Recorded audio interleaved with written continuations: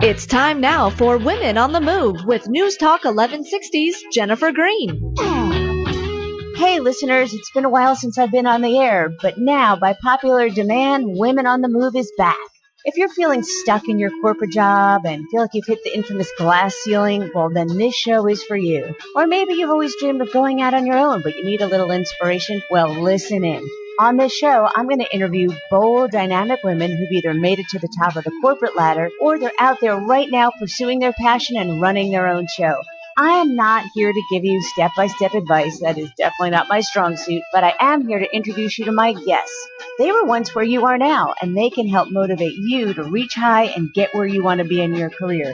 So listen in and get inspired. Welcome back to Women on the Move. This is Jennifer Green, your host, and I am so excited to have with me today the number one agent, not only in Georgia, but the number one agent in the USA. Today I have with me Rhonda Duffy, powerhouse real estate expert. Rhonda, it's so great to have you here. I know that not only do you sell real estate, but you're a consumer advocate, and I know you've been an author, you're in radio. That's right. How do you do it all? Very fortunate. I don't know how I do it all. I think it's easy. It's easy when you have a passion. Okay. Passion fuels the ability to have energy. So that's my advice to everyone. So Find we're your done passion. now. Yeah. You can leave, but you're not going to leave before you share some of your wisdom with us and give us some tips about the best way to sell a home. And we want to hear a little bit more about you. We were talking actually before we started a little bit. A lot of my guests come in here on the air, and these are entrepreneurial women, and they talk about obstacles they faced as entrepreneurs. As women especially, they say like securing loans is a little bit harder sometimes, being taken seriously by lenders or venture capitalists. They're competing with the good old boys network. Then according to the National Association of Realtors, female agents outnumber their male counterparts by 50%. And from what I've observed, the competition amongst women is fierce. You're number one. Tell me about your experiences with competition with other women, and how is it different from competition with men? Well, first off, real estate is an odd category because it's the only industry that I can think of. I don't know. I'll ask you.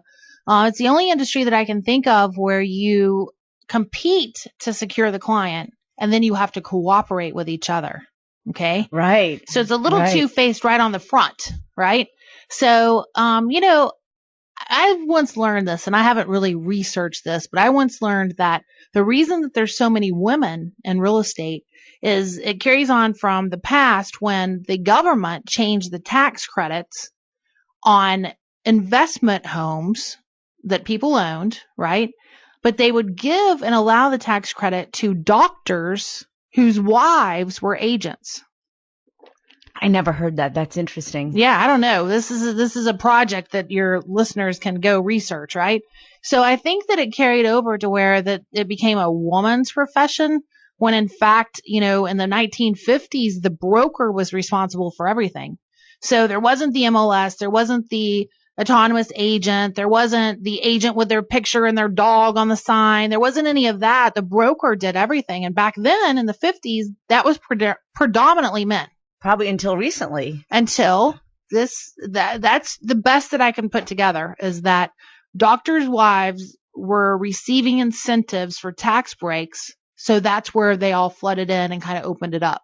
Now, I don't know. Again, listeners, go research that. Let me know if I'm wrong. Feel free to write me. I've been wrong at least once or twice this year alone. But, I think the obstacle for getting a loan is no different from a man or a woman perspective when you are attempting to get something from somebody. You've got to be detailed. You've got to be certain. And you really shouldn't ask anybody to make a decision when they're uncertain. And you shouldn't do it from a place of your own uncertainty. So to get certain means that you're prepared. All right. And I think it would be difficult to get anything from anyone if you show up ill prepared.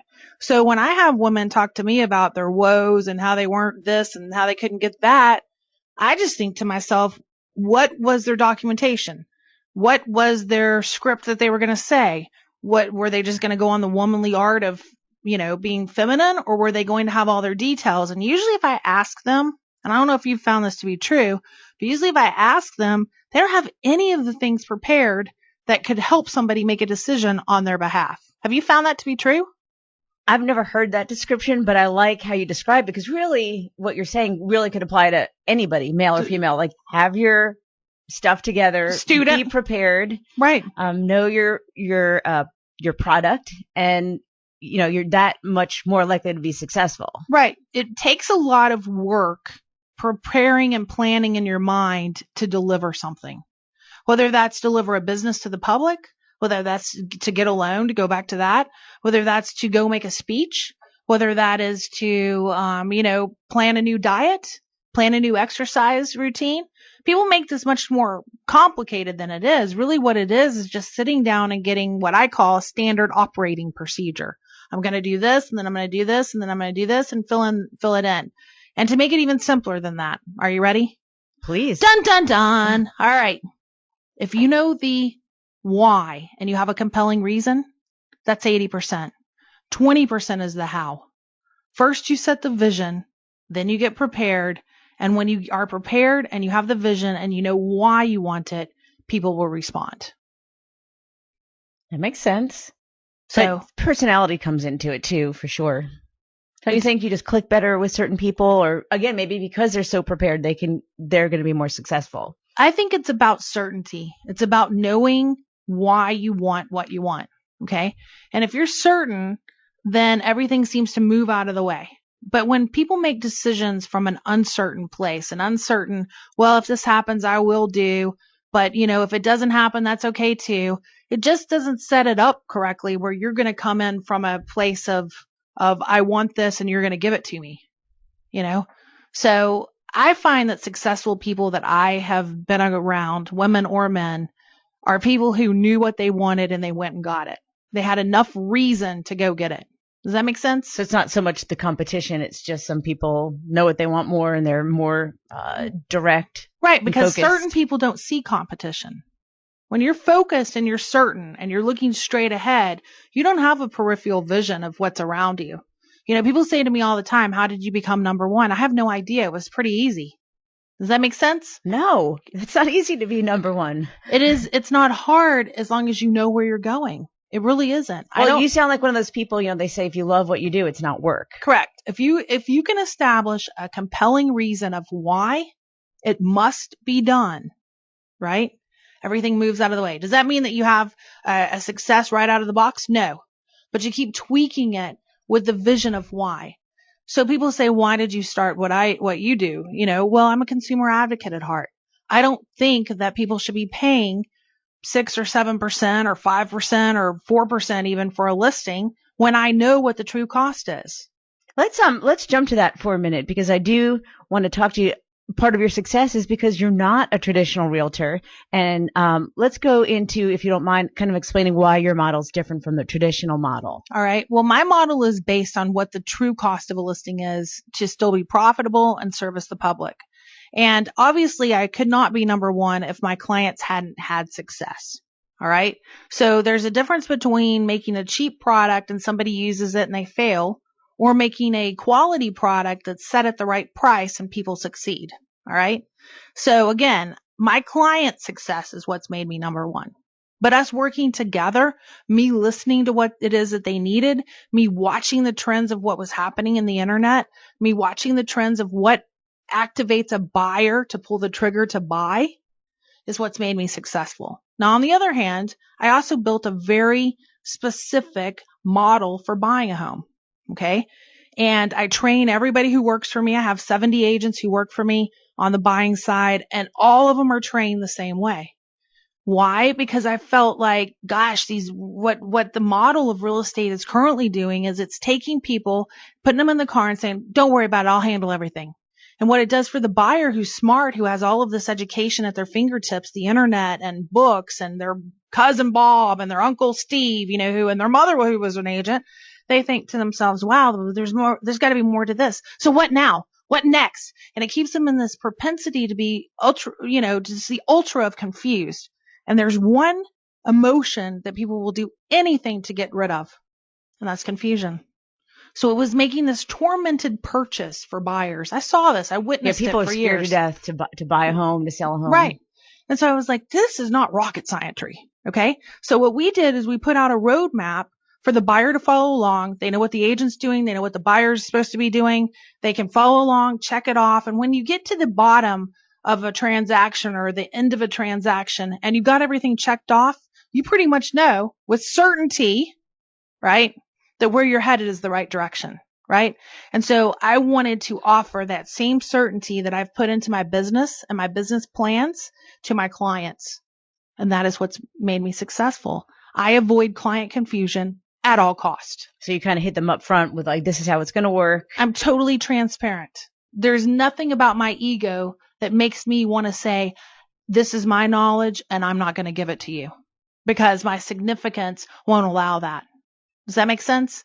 Right, So well, it when sounds like you really are looking out for your clients' best interest. When you're transparent and a business becomes transparent, in my opinion, you're going to win because you're certain enough to put it out there and hear what people have to say about it. Does that make sense? Sure. Again, we are speaking with Rhonda Duffy, the #1 listing agent, not only in Atlanta, but nationally. And we're going to take a break and come back and get some more great advice that really applies to anybody about their business. And of course, we're going to talk some more about real estate. We'll be right back.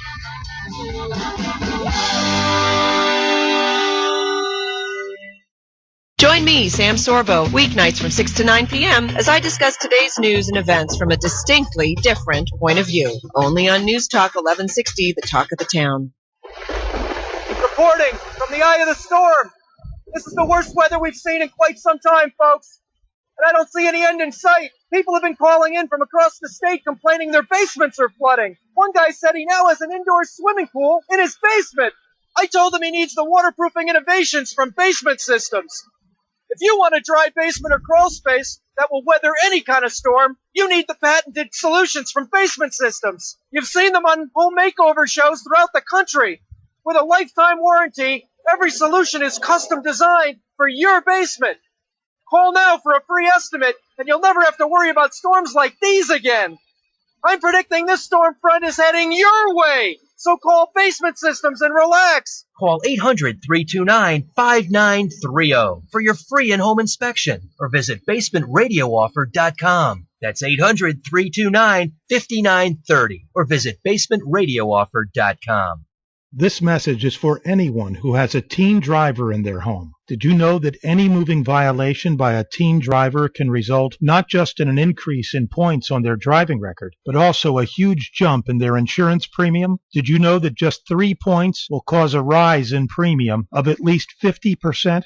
Did you know that 3-point increase on a teen driver's record could cause their insurance company to cancel their insurance altogether, force the driver to go with the high-risk category insurance carrier, and literally double or triple their rates? Well, if your teen is in this predicament, then contact the law firm of Sams & Cole immediately, because teen drivers face very harsh penalties for even the most simple moving violations. Visit samsandcole.com, SAMS and COLE.com, or call 770-552-4727. That's 770-552-4727.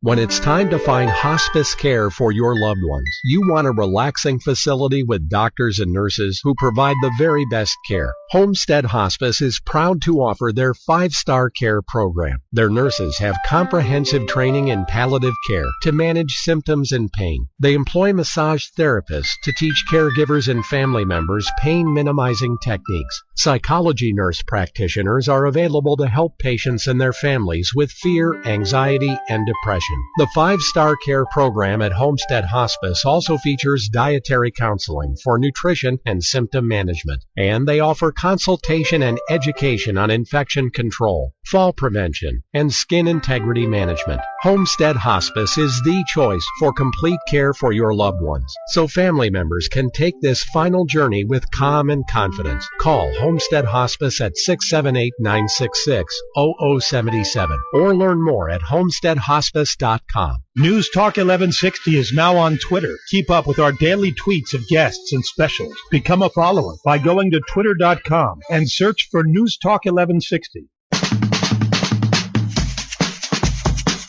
And now back to Women on the Move. Here's News Talk 1160's Jennifer Green.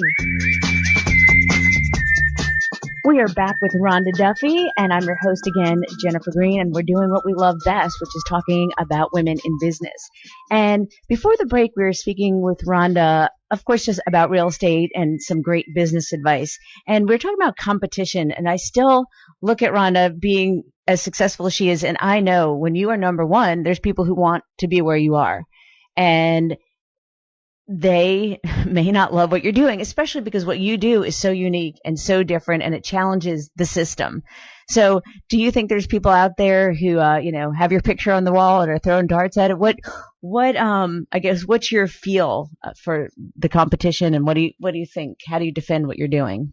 It's taken me a long time to realize that people at the top are going to get arrows thrown at them, period. There's just so much jealousy in what people do. And if you remember at the beginning of our talk, I said you can't keep your eyes in a peripheral focus. You've got to go straight at what you want. Okay. And that has been something that I've been very good at.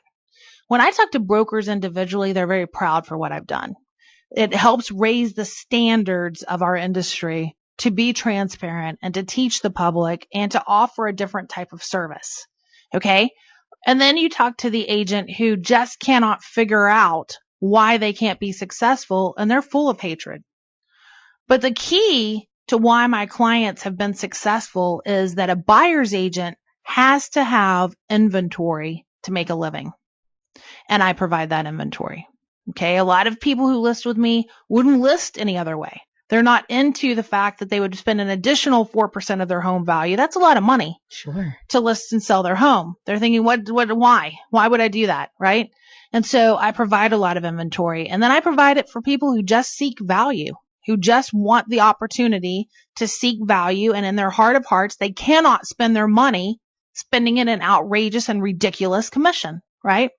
And then I have people who, so you have the category where they have to, you have the people who just seek the value, and then you have the client who's just a rebel, renegade, maverick, loves it, wants somebody fighting for them, and they list with you, right? And so I always have to fall back to the fact that I'm not going to make everybody happy in the real estate industry, but as long as I make my clients happy by fulfilling my agreement, I can't promise that their house is going to sell, but as long as I fulfill our written agreement, and I've been transparent, and I've caused them less pain than necessary because I kept them in the loop, we're going to be good. And for some reason, 16,000 houses sold later, still rocking it. Well, you're doing something right. But your goal, as a consumer advocate for the real estate industry, you could hear it comes across that you really are an advocate. I know your goal is to really change the way real estate is done. I mean, what do you mean by that? My goal is not to change how real estate's done. It is to raise the standards of the relationship between the seller and the agent. I am not opposed to someone paying or being charged 6 or 7%. What I'm opposed to is the person who comes in, they have nothing in writing, the people do not get into a written agreement of any sort, and then to hear the seller's account of it, the agent stuck a sign in the yard, put it in the MLS, and then they never saw him again. Okay? That's what's got to change, because all of those people who feel that way are the targeted marks for probably, in my opinion, why we're in the housing recession that we're in. The commissions are too high without value, right? So I want agents to go into the house, and I don't want them to compete against Duffy Realty. I want them to think to themselves, okay, that's what she offers. This is what I offer, and be the very best they can be, right? And offer something to the public that is sound. Stephen Brobeck from the Consumer Federation Foundation went to the Department of Justice and testified that real estate is the most cockamamie profession that he's ever seen. Okay? That was testimony to the Department of Justice. All right? He said it's so non-transparent, or whatever the word, I can't remember what he said, but he's basically saying this is an industry that just talks a lot. They really don't ever put anything in writing.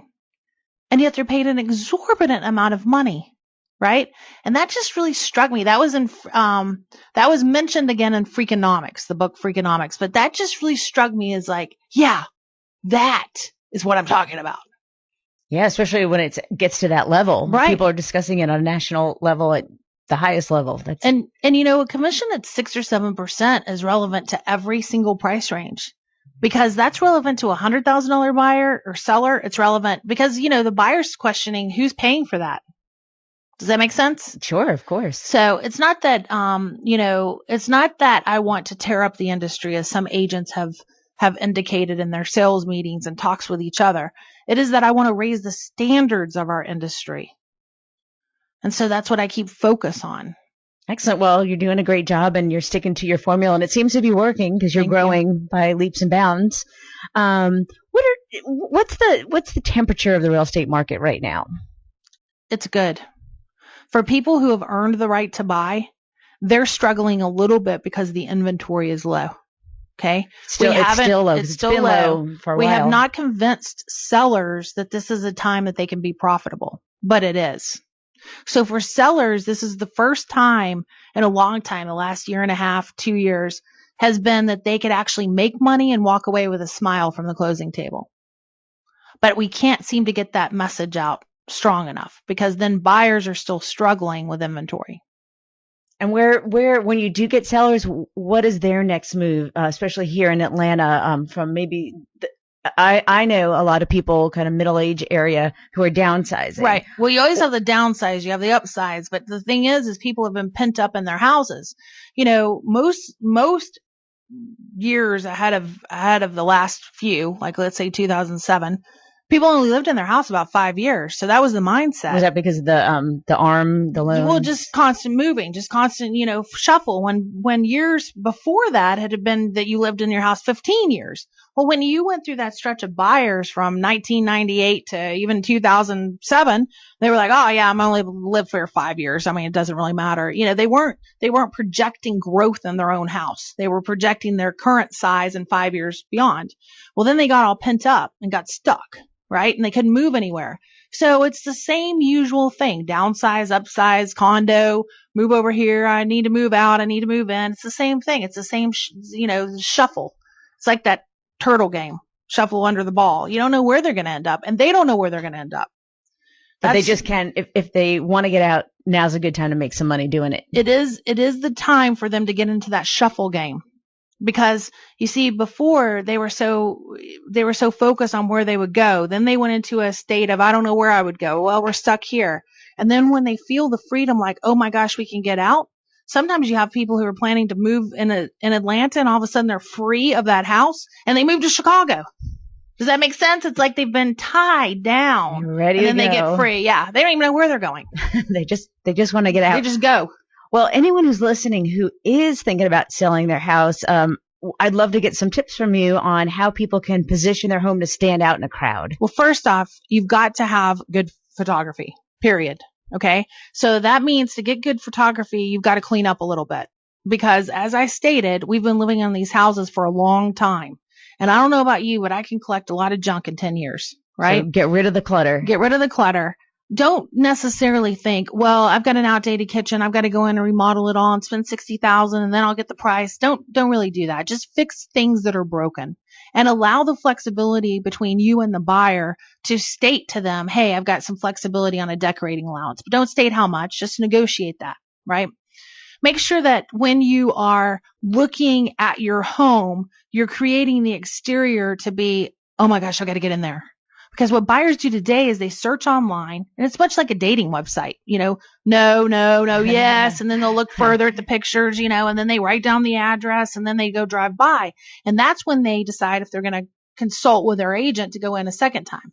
So a lot of my sellers just have an open house sign out. They want to capture them right then, right? Because there's no sense in delaying the process of falling in love. Right, because a lot can happen. Right, a lot can happen. They can get distracted. So they want them to fall in love right then. And that's a flexibility that my sellers have. So the curb appeal is really important. You've got to be really pristine about making people want to come in. And the exterior is where they decide if you've maintained your house or not. It's not on the inside. It's very obvious. Right. If the siding is not moldy, looking good, or your chimney has mold on it, or of course unkept landscaping. And you can get away with the backyard, but you can't get away with the front. Absolutely not. Right? So you've got to create an anxiety for them to get in. Okay? Because once they go drive by, it's like we established, there's a lot that happens, and you've got to create something that is a must on their list. We must see this house. I must see this house. That anxiety less than that is just not going to do the trick. Unless you're fortunate to be in a low inventory season like we are now. I don't know what the spring will bring, but right now it's looking good. Okay. Hold on. You know what? I hate to do this, but we are out of time. Well, they can go to my blog, RhondaDuffyBlog.com or RhondaDuffy.com or DuffyRealtyOfAtlanta.com. Just Google me. There you go. It's been great having you here, Rhonda. Thank you. Thanks for having me. You've been listening to Women on the Move with Jennifer Green, exclusively on News Talk 1160. Tune in and discover just how successful women make it in Atlanta commerce. It's a jungle out there and no small feat for the women who take the plunge. Women on the Move, only on News Talk 1160, the talk of the town.